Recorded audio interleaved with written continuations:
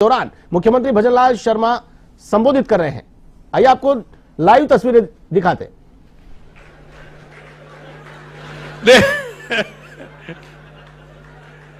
अब तो कम हो गई है काफी, लेकिन आप देखिए उसमें आप जाओगे तो ये कल्पना कितनी है कि अगले 25 साल का विजन उसमें है। अगले 25 साल का विजन है। आपने देखा होगा वहां रेस्ट एरिया में किस तरह की सुविधा, चिकित्सा सुविधा भी है, उसमें ऑपरेशन थिएटर भी है, ट्रॉमा भी उसके अंदर है।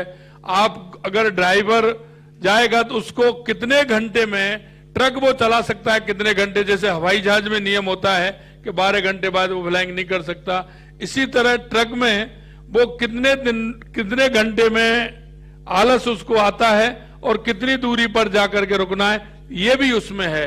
इसके अलावा मैं आपको बताना चाहता हूं, उसमें इतना है कि एक्सप्रेस वे पर जहां ये हमारा रेस्ट एरिया है उसमें हेलीपैड भी बनाया हुआ है। देखा है ना आपने?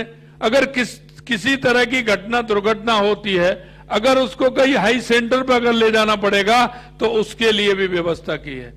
आप देख सकते हैं उस एरिया में कितने लोग आने वाले हैं, पार्किंग एरिया कितना है, बच्चों के लिए खेलने के लिए लॉन भी उसमें छोड़ा है, बच्चों के लिए उसमें ऐसे साधन भी बना है कि जो आराम से कोई यात्रा करके आता है, मुंबई से ज्यादा समय लगता है, दिल्ली में उसको पहुंचना है तो आराम से नहावा धोई करके बिल्कुल पूरी स्विमिंग पूल से लेकर के सारी सुविधाएं उसमें दी है।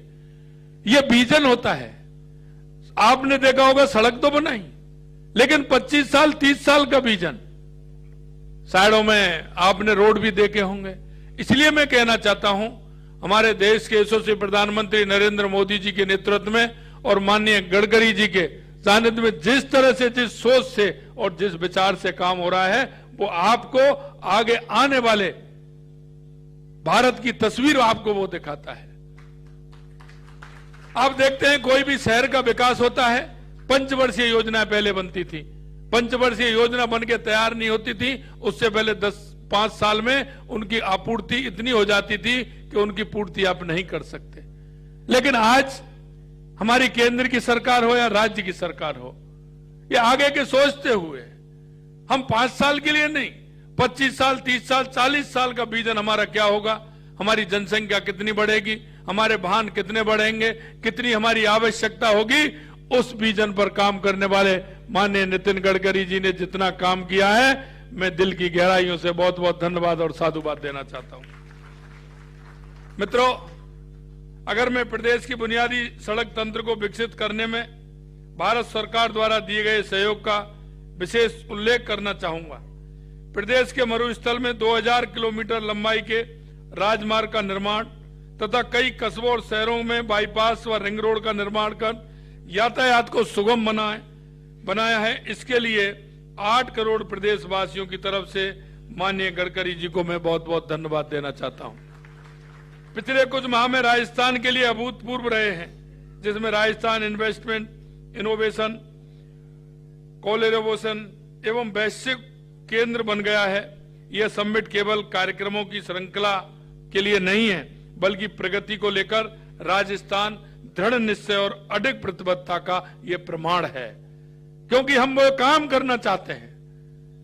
हम 20 साल 25 साल 30 साल के आने वाली युवा पीढ़ी इस देश के परिवर्तन की स्थिति को देखे, और आपने देखा होगा 2014 के बाद इस देश में परिवर्तन का दौर आया है, और 2014 के बाद किसी भी क्षेत्र में देख लीजिए, देश के यशस्वी प्रधानमंत्री नरेंद्र मोदी जी के नेतृत्व में चाहे वो गरीब कल्याण की योजनाएं हो, चाहे विकास की योजनाएं हो, या दुनिया में बढ़ता हुआ भारत का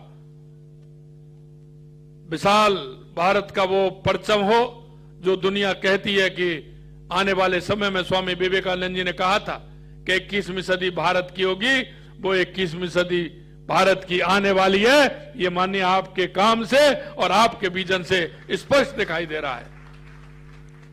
इस समिट का उद्घाटन माननीय हमारे देश के यशस्वी प्रधानमंत्री नरेंद्र मोदी जी के कर कमलों से हुआ है। उनकी उपस्थिति हमारी इस पहल के राष्ट्रीय महत्व को दर्शाती है। राजस्थान की सीमा 5 राज्यों से मिलती है, पंजाब, हरियाणा, उत्तर प्रदेश, मध्य प्रदेश, गुजरात से लगती है। हमारा प्रदेश उत्तर पश्चिम के बड़े बाजारों से जुड़ा है। एनसीआर का 25% हिस्सा राजस्थान में पड़ता है। दिल्ली मुंबई औद्योगिक गलियारे का 58% हिस्सा राजस्थान में पड़ता है। इसलिए प्रदेश की भारत के 40% बाजार तक सीधी पहुंच भी है। राजस्थान को भारतमाला आर्थिक कॉरिडोर, ईस्ट वेस्ट कॉरिडोर का भी फायदा मिल रहा है।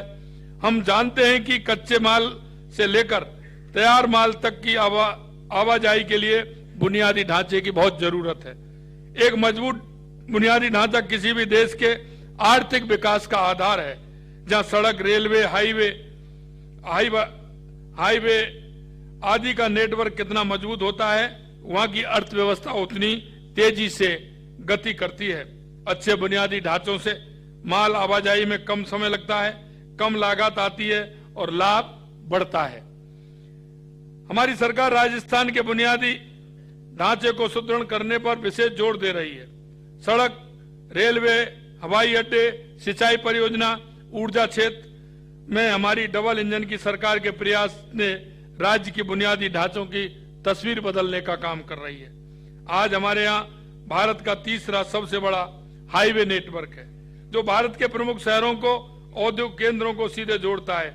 आज राजस्थान में 3 लाख किलोमीटर से अधिक लंबा रोड नेटवर्क है।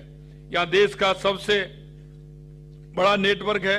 6000 किलोमीटर लंबा रेल नेटवर्क राज्य में है और राज्य के बाहर माल ढुलाई को आसान बना रहा है। जयपुर के अंतर्राष्ट्रीय हवाई अड्डे समेत आज प्रदेश में 7 हवाई अड्डे हैं। हम हवाई संपर्क को बेहतर बनाने के लिए लगातार प्रयासरत हैं। प्रदेश के 2 मल्टी मॉडल लॉजिस्टिक पार्क परिवहन के विभिन्न माध्यमों को जोड़कर लॉजिस्टिक को भी आसान बना रहे हैं। हमारे यहाँ 8 इनलैंड कंटेनर डिपो हैं, जो कार्गो हैंडलिंग में मदद देने के साथ ही बंदरगाहों पर दबाव कम कर रहे हैं। हम 53,000 किलोमीटर लंबी सड़कों का निर्माण कर रहे हैं। साथ ही हम प्रदेश में पहली बार 2750 किलोमीटर लंबे 9 ग्रीन फील्ड एक्सप्रेसवे के निर्माण की आवश्यक कदम भी हमने उठाए हैं। मैं आपको विश्वास दिलाता हूं कि हमने जो फैसले लिए हैं उन्हें हम जल्द से जल्द धरातल पर उतारने के लिए प्रयासरत हैं, जिससे हमारे निवेशकों और प्रदेशवासियों को मजबूत बुनियादी ढांचे का लाभ मिल सके। मैं इस विश्वास के साथ कामना करता हूं कि राजस्थान में निवेश करने वाले निवेशक और उद्यमी खूब फलें फूलें और इस सुनहरी धरा से विकास की गंगा निकालें। आइए हम एक टिकाऊ आधारभूत ढांचे का निर्माण करें और राजस्थान में विकास और समृद्धि का एक नए युग लाने के लिए एकजुट होकर हम सभी काम करें। मैं आपको इतना ही कहना चाहता हूं कि जब भी हम माननीय नितिन जी भाई साहब के पास गए हैं, जिस काम से गए हैं, उन्होंने अपने आइडिया से, अगर आप उनके पास कभी बैठोगे, आइडिया सुनोगे, तो आपको लगेगा कि माननीय से जब हम बात करते हैं तो हम जितना काम लेकर के जाते हैं उससे कई गुना काम तो वो हमको बता देते हैं और कर भी देते हैं। इसलिए मैं उनको इस कार्यक्रम में पधारने पर हार्दिक स्वागत करता हूं, अभिनंदन करता हूं और उनके मार्गदर्शन में निश्चित रूप से हर क्षेत्र में राजस्थान हमारा आगे बढ़ेगा। इस विश्वास के साथ आप सभी पधारे, आपको धन्यवाद।